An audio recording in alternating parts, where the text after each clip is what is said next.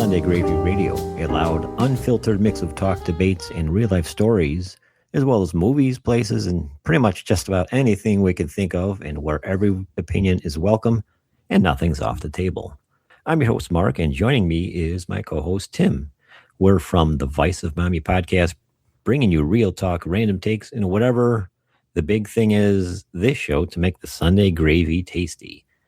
Well, welcome back. We made it to our big show number 3, and today we're discussing the Miami Vice movie. And once again, just like our Miami Vice review we did last show, this is going to be a simulcast or rebroadcast, if you want, from the Vice of Miami podcast, which is ended now. It will be posted both places, so enjoy our discussion of the Miami Vice movie. Welcome to the Vice of Miami podcast. I'm your host, Tim, alongside my co-host, Mark.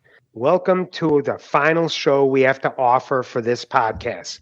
In this episode, we are covering the Miami Vice movie, which will be episode 120 for this podcast. Tim, show 120. We got to play that in the lottery, don't you think? Yeah, we should. It must mean something. Anyway, yes, we're going to cover the Miami Vice movie, and I know we said we were supposed to have Erin here from the Manic Movie Monday podcast, but she had unexpected things come up with her recording partner, and she's assisting her, and so she had to graciously bow out doing this, and we definitely understand.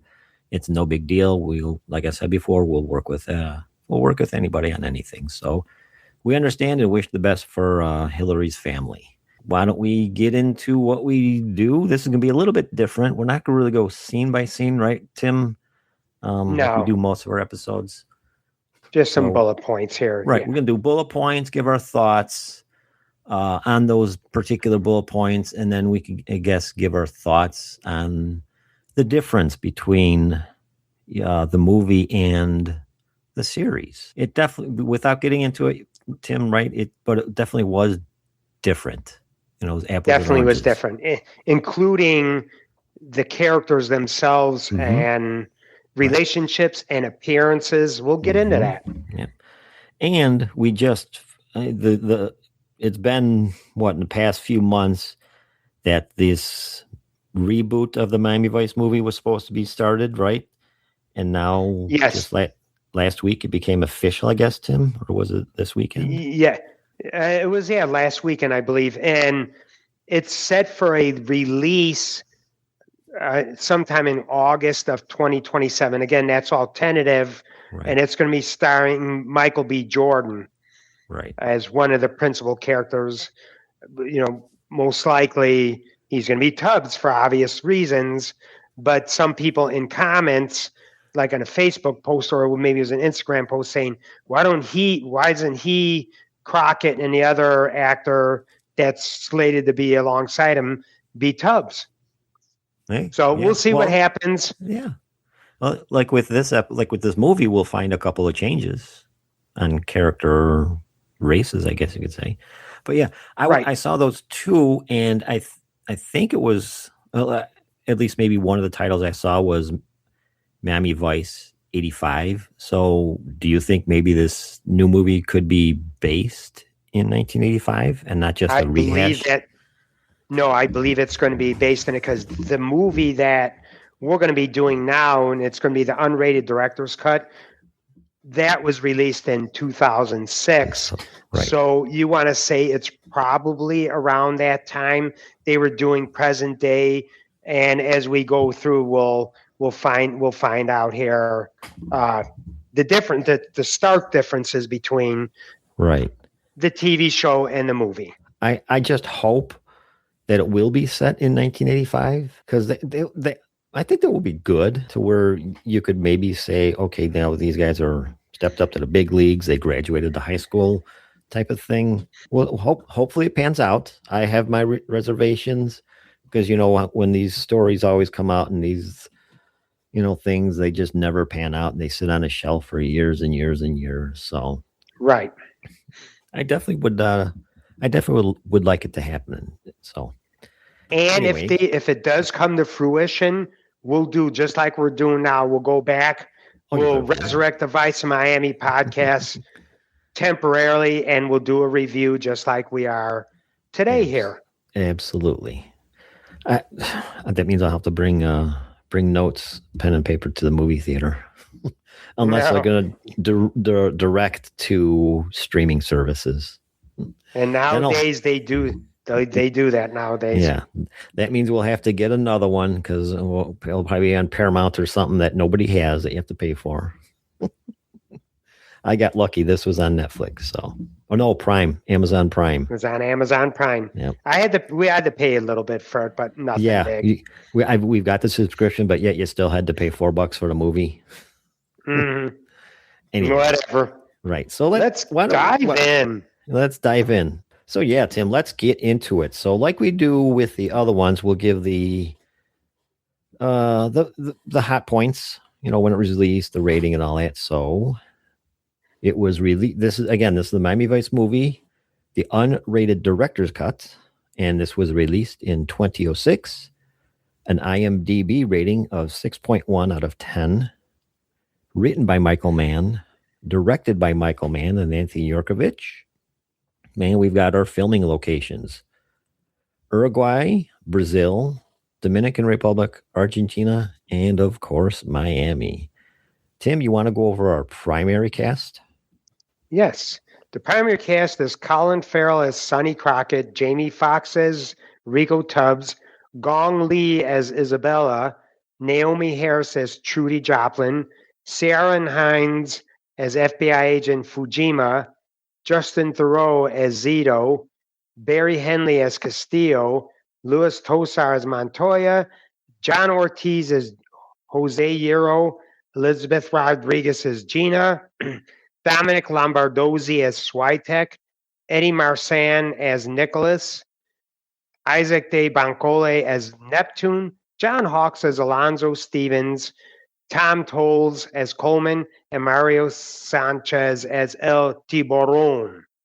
All right, now we'll just dive right into it. We open up pretty much to now again, this was the unrated one, so I think this scene was added where we open up to a boat race. You've got a whole bunch of cigarette boats, bunch of cigarette boat racing teams on the Miami coast, and they're just doing their racing stuff.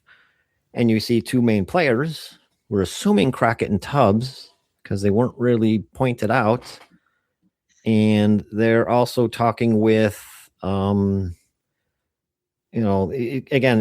some other bald dude with an earpiece, and I'm assuming he's with Vice. Again, we're not clued into who's who.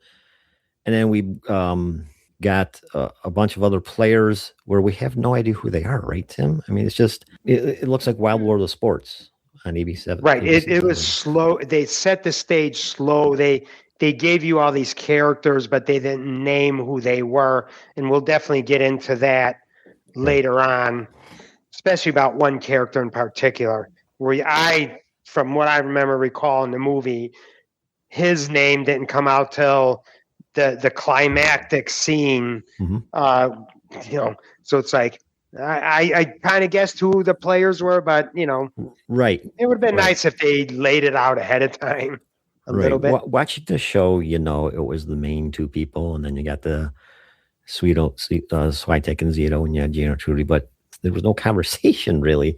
Anyway, and then it folds into the regular release here, where we got at night at a prostitution. We're assuming it's a prostitution sting at a Miami nightclub. Yes. This were some Range Rovers pull up, and it has the same black dude that we saw at the boat races, and we're assuming got some working girls inside the club. We're assuming it's the OCB team: Trudy, Gina, Stan, and Zito. No conversation, no back and forth, nobody shooting the names. The one thing I picked up, Tim, flip phones. Somebody gets a call. Yep, okay, flip closed. Well, I think in 2006, Blackberries were around, but smartphones as we know them now were definitely not there. Not around.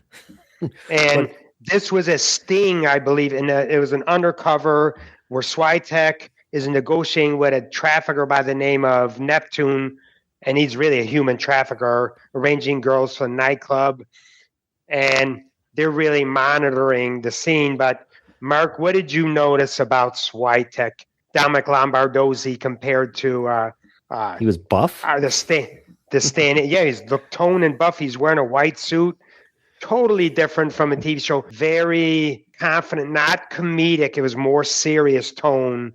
Switek. There was no joking around. You don't think you don't think he would do an Elvis impression? No, not that. Not this version of Switek. Definitely not. But they get a call, and I literally watched this 3 times.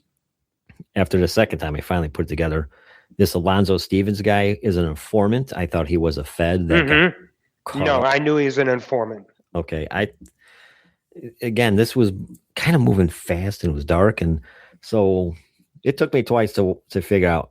Anyway, Alonzo Stevens. And before you go to Alonzo, go back to the nightclub for 1 second. I got notes here. Okay, go ahead. What did Crockett order as a drink?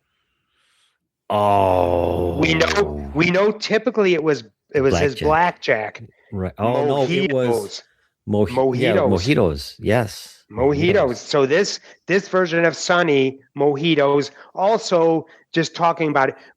There was no really pastel clothing. It was darker clothing throughout the episode. Right, subdued. It's all subdued. All right, let's go on to Alonzo now. Let's hit Alonzo. So Alonzo Stevens, he is an informant. Yeah, he fears his wife and his life is in danger. And then this call becomes a spark that pulls them into a much bigger federal fiasco that they really want. It wasn't clear right away. It just dumped in, supposing he knows what's going down. Didn't really say it was drugs. I don't remember if he said it was drugs. It was just, they're on to me type of thing. But here's the other thing that's goofy. So I think this is where we move into Crockett and Tubbs. They're on top of a building somewhere. Right. Well, yeah. One of the things that Alonzo had told him is that federal agents had been murdered and that someone leaked the intel on him, about him, right? About him, about the agents themselves too, because there was a scene where there was a shoot 'em up. So they're on this roof now at night, and Crockett calls to the FBI office. He wants to talk with an agent, John Fujima. They had to, if I remember correctly, they had to run down who Crockett was. They had to verify who he was before they let him talk to Fujima. Who's this Crockett guy? Get his info. You guys don't have a working relationship like they usually have from the series? Like they did, right? They did, because the feds were coming into Castillo's office all the time in the TV series. Right. So they confront him, and it confirms, it's a joint FBI. Oh, wait, before they confront him, they finally find this Alonzo guy. They're racing up and down 95 there, and they pull over to the side. You should not play in the street, boys and girls. You shouldn't play in the street. He was worried that they were that whoever they were dealing with at the time, before we get into that later, he was all worried that, he was going to get taken down. And Mark, what did he do when he got overwhelmed and terrified? He got splattered. He stepped into traffic. He became roadkill Stu. I believe he killed himself, or if he didn't, he just had no situational awareness, and he said, "Blah." He stepped into traffic. Sonny and Rico tried to, they screamed for him, and then that was too late. Boom, too late at that point. Yeah.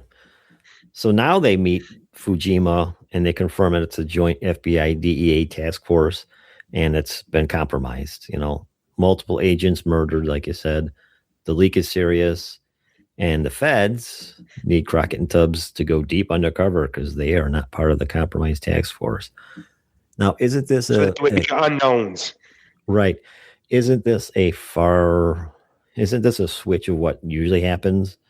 You're already in this, and the feds come in. No, we're going to take it away from you now. We're in charge here now. We don't need your help. Right. That's what we're used to. Now, let's talk before we move on, because it was Crockett, Tubbs, and Castillo they met with John Fujima on this rooftop. What was it about this Castillo different from the last?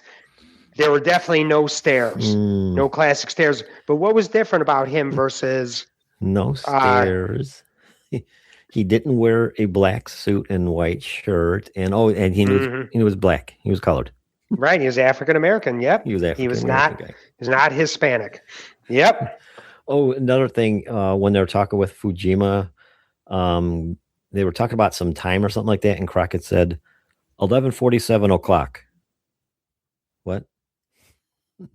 It's not 11:47. He said, if you listen hard enough, 11:47 o'clock. So I'm like, okay, nice dialogue, right? So I guess we can Should have move been on. 11:47 hours if you're going to do military time. 47 hours. He blended the two together. Right. So before they meet this big guy, who's going to set up a deal, they meet. His name is Nicholas, and he was a Nick. middleman, and Right. that was played by I wrote down notes. This particular actor appeared in Ray Donovan as Ray's brother Terry, who was an ex-boxer and stuff like that. So when I wrote my notes, I said, "Oh, it's Terry Donovan." So yeah, they meet with him, and I think they really put the squeeze on him to make this happen. So Right. he's the one that sets up the intro with Montoya's, lieutenant, the cartel's lieutenant, Jose Hierro. But right. And one thing before they met him, they also were staking this out, and they stole Crockett and Tubbs. They stole some drugs from this guy, which will come into play later. It was like a warehouse or something like that, and they kind of barged right in, took the dope, and ours now, buddies. Yep, but there's one little scene that's thrown in here after that is Rico and Trudy are an item. Right. And as usual, it was a long love scene, just like the typical Tubbs long love scenes, like in the show. Right. And, it went on too long, and there's one part in this scene where he fakes his orgasm. It should have ended there. Yeah, they just should have ended there because it went on long after that. But yeah, this Nick guy, it really wasn't explained exactly who it was. Is he a lawyer or the middleman? He's kind of like he knew everybody. He's got a nice place. I know that. Mm-hmm. So now, before we go meet Hierro and all this, guess what the other twist of this movie is on how they get to this meeting? Tubbs is a pilot. Since when is Tubbs a pilot? They're flying this sweet ass. It wasn't a jet. It was a prop plane, but they're jet setting around the world now. They're going down to Haiti. I could see maybe Crockett possibly being a pilot or having some experience being in the military, but the Tubbs we know doesn't. He never had experience that we know of. We go down to Haiti, and this is where they enter the cartel world, and they meet Archangel de Jesus Montoya and the right-hand man, Jose Hierro, and they're immediately suspicious, rightfully so, because they're not the players. They're not the normal players. But you see this woman in the background. Her name is Isabel, and she's just watching this stuff go down, right, Tim? Like, I can't. As soon as I saw her just sitting back there, I'm like, this lady's going to be important for some reason. Mm-hmm. So yes, and she's actually Montoya's financial. She handles all the financial logistics of any deals that they're making and moves in the cartel world. His financial partner. Right. So they negotiate to transport their narcotics for the cartel. And then Sonny finally gets to meet Isabella here. He goes close to her. And then, again, she's Montoya's financial partner.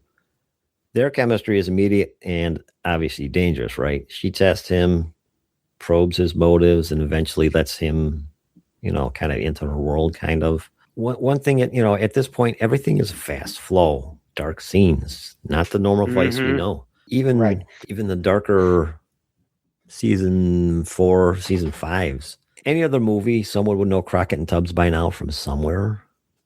Right. And nobody knows him. And they were using their alter egos of Burnett and Cooper. And one of the first deals when they first met with Montoya, just to prove their worth, they were asked to transport 1,000 keys from Colombia to Miami. They would make the pickup, but suppose there was something in it that Haitians stole it 2 weeks earlier. So when Crockett and Tubbs steal it, they want to sell it back to Euro. Right. So they were trying to.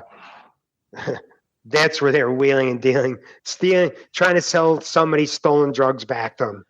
Right. But I think they were Crockett and Tubbs, if I'm correct, they were going to give him back the Coke for free, essentially. Yeah, I mean, they stole to it. prove their worth. Right, to prove the worth.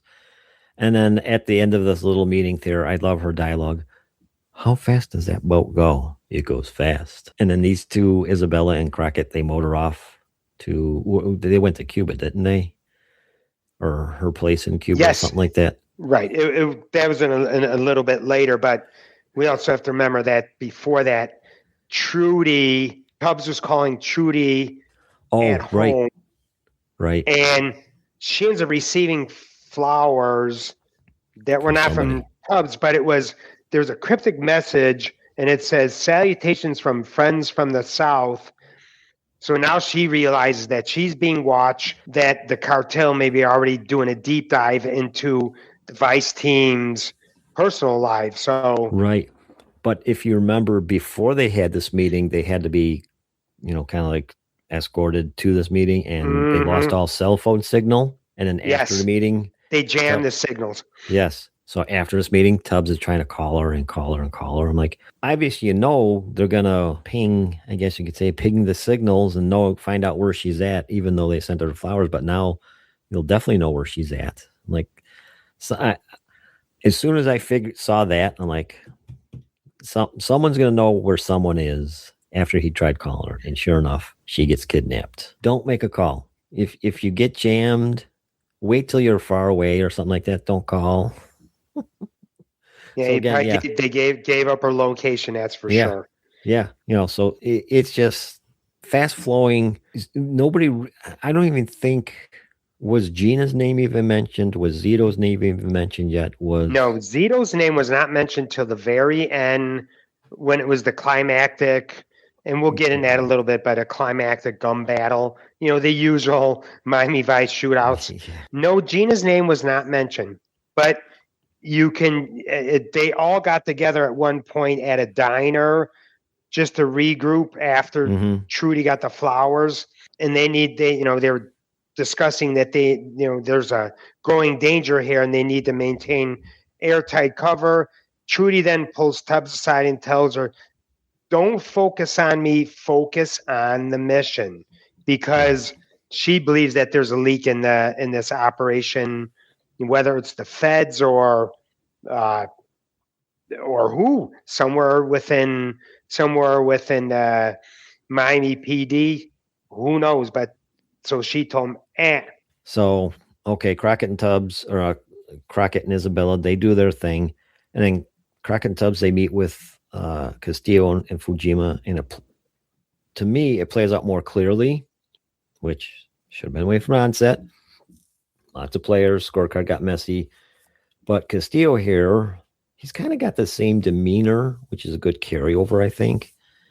I also like the lines. I think it was Crockett. I don't know which way is up, and I'm in too deep. Either one of the Crockett and Tubbs said that. But this is where they're getting. I guess they're calling the shots, at least in my opinion. I think they were calling the shots, and this Montoya, or Fujima, he's kind of like playing back fiddle. Now you think he's a Fed. Wouldn't he want to grab the bull by the balls and say, "I'm in charge and it's going to be done this way"? It just doesn't play out that way. And one thing that we did not mention that complicated things is that when Crockett and Isabella traveled to Havana to discuss logistics, they ended up at her aunt's home. Because this is where she grew up. They're saying it's definitely Havana. And another deal was that they had to unload 4,000 keys, and they were going to become partners. And Crockett, a.k.a. Burnett, says, "Hey, I want 25% of the take."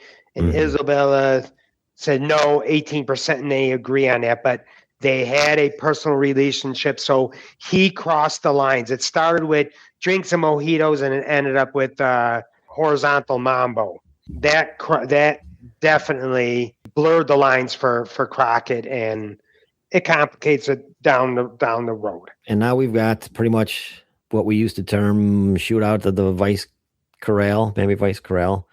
A Haitian gang attacks one of the cartel shipments, and this, I guess you could say, this ambush exposes fractures in the cartel's security, and heightens Euro's paranoia. Yes. You know, Kraken subs, they survive, but the pressure definitely intensifies here. And this is, like I said, this is the Miami Vice we know. Shootouts, you get I don't know if they were, I don't want to say scammed, kind of smacked across the face, They thought they had this going on, but it just wasn't working the way that, or at least the Haitians was, it wasn't working for them the way they thought it was, at least in my opinion. So now, all this loving what Tubbs is doing with Trudy kind of screwed him over, I guess. She's kidnapped. Euro is convinced that Croc and Tubbs undercover cops, and Trudy is kidnapped. And then this shifts the mission, right, from infiltration to rescue, right? Right. What Euro did is he ended up partnering with the Aryans, like Aryan Nation, and I think more than likely they were the ones that kidnapped Trudy. He's acting now independently of Montoya. So Montoya, he's going rogue and just letting it fly. Right. And he decides, I think they're cops, and again, with Tubbs calling multiple times, they picked up the location, and so they kidnapped Trudy. Now he's got them in a back pocket. So what is your thought on the Aryans? Are they just someone they just deal with sometimes to sell to, the Aryan buddies and say, hey, can you help me out? Yeah, it's probably customers. The Aryans are probably customers of the cartel. Okay. But they're probably getting thrown a bone. Hey, do this for us and we'll get you some free whatever. Be our muscle of sorts. There you go. Okay, she's kidnapped, and guess what we got to do now, right? We got to rescue her. Mm-hmm. And we've got both boats racing into government cut here by the port. It was absolutely intense. They've got some great background music going on. And I think it was at night. Yeah, it was definitely at night. They needed more Miami scenes like this because there really wasn't, up to now, there wasn't many Miami scenes. It was in warehouses. It was Cuba, allegedly. It was Haiti. There really wasn't much Miami in this up until now, right? This is Miami Vice. Mm-hmm. Well, one of the things, when they kidnapped her, they had Trudy inside a trailer, and it's rigged with explosives. So somehow the Vice team discovers a location, and that's when they're going to start going into rescue operation modes versus being undercover players. This is the Miami Vice that we know. They've got this rescue mission going on. They're gonna go in there, get her. And the thing that was weird, with the kidnapping, they had people watching her. Basically, it was like some hillbillies, it was the Aryans, and they're hillbillies. Yes, it was the Aryans. But is it me, or were they high? Did it seem like they were high? It's Miami. Drugs are. Oh yeah, they were not. They didn't have total 100% situational awareness here when this rescue operation went down. Yeah, they're high. They were. Let's call them aloof. Okay. It's not like your typical, when we had in the TV series. If you had a cartel operation, or you had just a scene like this, these people were on point. The gunmen were on point. They had them on rooftops. They were taking in a 360 of the entire area around them. And if somebody was coming, they were going to know it. This was a little bit different. It was, we're in a trailer. Right. I mean, they could have been somewhere better. But again, the idea was to draw and lure Burnett and Cooper into this trailer along with anybody else, collateral damage, and then, Kaboom. detonate the explosives that are wrapped all around Trudy. So, yeah, it's definitely different from the show. So they get her. They rescue her, but the thing that I thought was odd was, okay, they untie her, they get the explosive off of her, and they just leave her. I think she's at the door, and everyone else is already outside, and then the bomb goes off, or she was literally Because just Euro detonated it remotely. It had a right. countdown, but he also detonated it Euro. So Trudy ends up in a hospital, critical in surgery. Okay, get her out. You kind of just left her.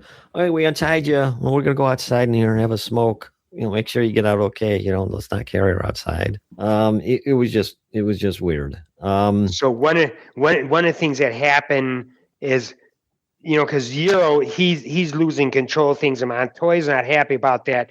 But to get back in his good graces, he had film of Crockett and Isabella, where they were dancing. Mm-hmm. And he basically tells Montoya, hey, this guy is having some relations with your wife, and I think you got some notes here. What did he exactly say, Mark? Euro essentially messed up by letting these guys do, and you got all this mess going on. But yeah, but look, I got this video. Check this out. I screwed up, but look, your wife is shagging some other dude.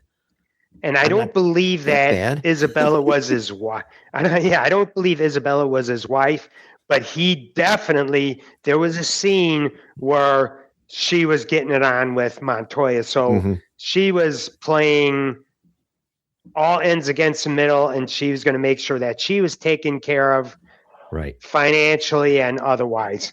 Right. But I definitely liked now almost 2/3 into the movie, the players are more defined, and in the hospital, Castillo here is calling the shots, Yes. The Fed guy, forget him. He's just, again, why this Fed guy isn't more stronger, no idea. He's just kind of like played off to the side. But yeah, good tense scenes here. And then we have the remix of In the Air Tonight. It wasn't exactly the same, but it was close enough. I think it was good. It was a good spot to put it in. Right, and that's as they were preparing, they were locking and loading, and basically it parallels Brothers Keeper when Crockett and Tubbs were going to meet with Calderon in a shipyard, and their goal was to try to take him down, and obviously Calderon escaped them. You $400 a week cop. He escaped them, but as we know, a few episodes later, he got his comeuppance. So I thought that was great. The great parallel. That was something that was great about this movie, to do that. You've got the date. They're in the spider, and Tubbs has a shotgun. It kind of cocks it there, and in the air tonight is playing. Exactly. Perfect. So it was like we know. It was a big Miami Vice shootout at a industrial yard or industrial compound, and that was the first time Zito's name was mentioned, because he got shot, and somebody said, is Zito okay? Yeah, he went to the hospital, but he's okay. But that was the very first time. They were on boats, they were everywhere. The team was together a handful of times in this movie. And never did they say anything. We knew Switek, we knew Trudy, because those names were mentioned. With the undercover for Switek. What about Judy? Obviously, what about I'm sorry, Jita? Did they say Jita's name? I don't think so. I don't think they ever did. She was there. She was there. Yes. No, I don't believe so. One thing I liked at the shootout towards the end here, nice headshots, and the bald Aryan guy, I forgot who, it may have been Crockett that shot him.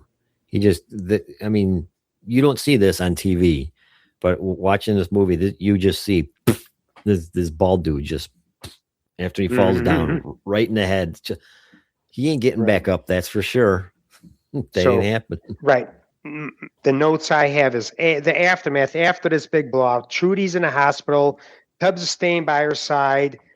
she eventually wakes up, and then Crockett takes Isabella to a safe location, but he knows there's no way that they can be together, even though he's definitely a typical Sonny fall for somebody the first time you meet with him or sleep with him.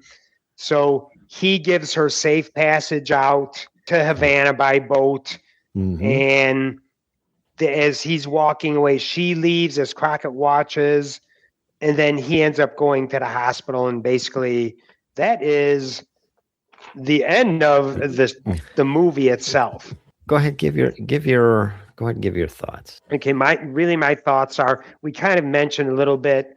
I know you put in here that the rating of 6.1 out of 10 from IMDb. I'm sorry. I'm okay with that rating. It would definitely not be any higher. It could be a little bit lower, but I think there were some redeeming points, so I'll leave it at a 6.1. Definitely darker scenes. The characters are different. I mean, notably, the two that are different is Switek and Castillo. Right. Switek, he looks like he's a bodybuilder, or really he could have been a WWF or WWE wrestler.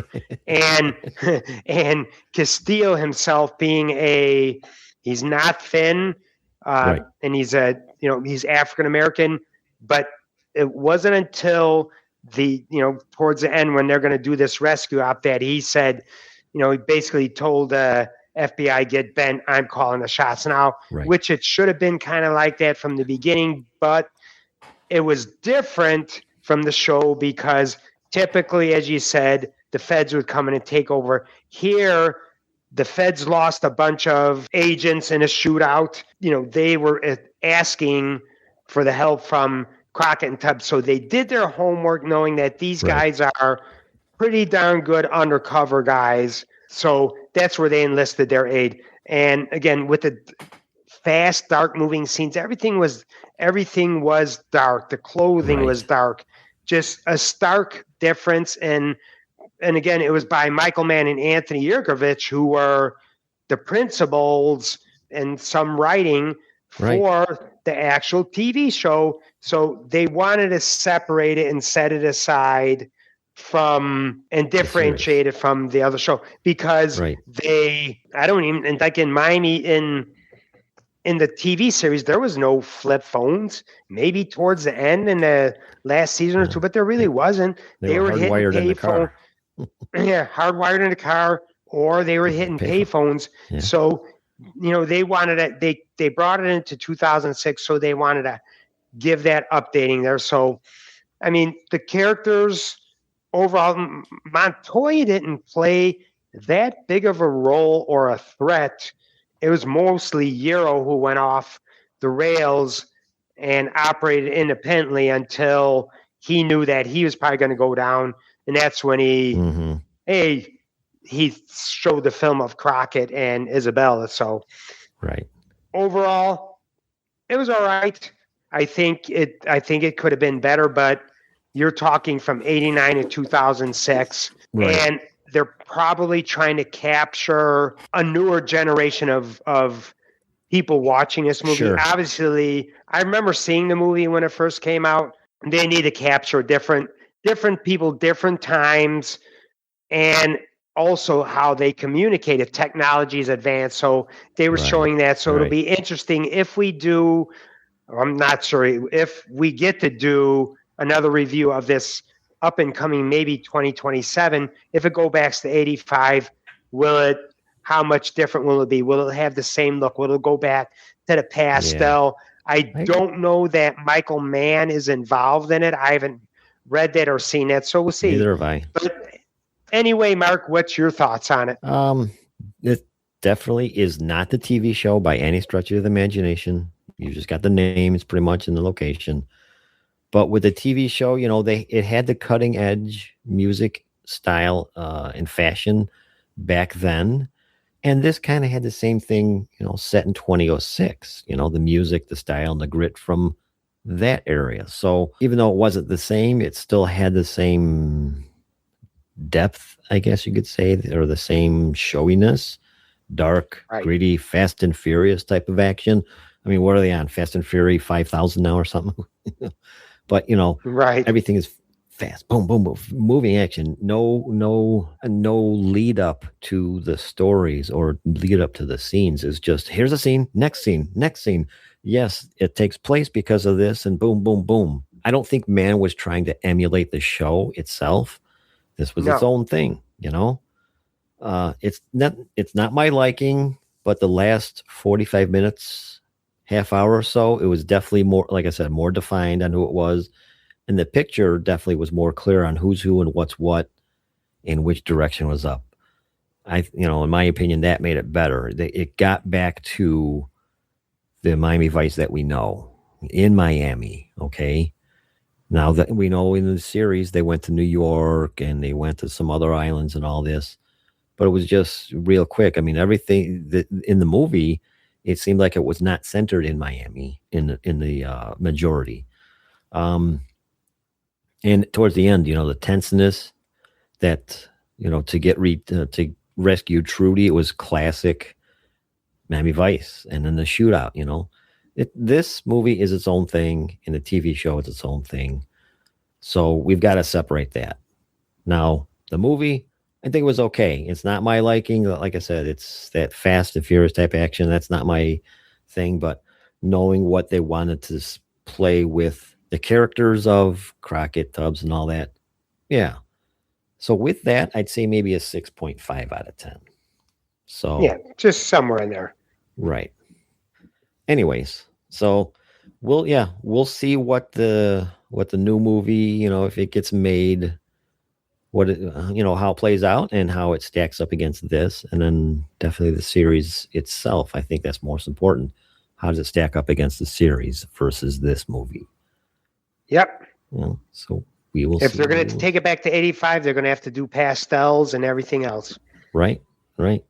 Will the spider return? Oh, I hope so. All right, that's going to do it for this episode of Sunday Gravy Radio.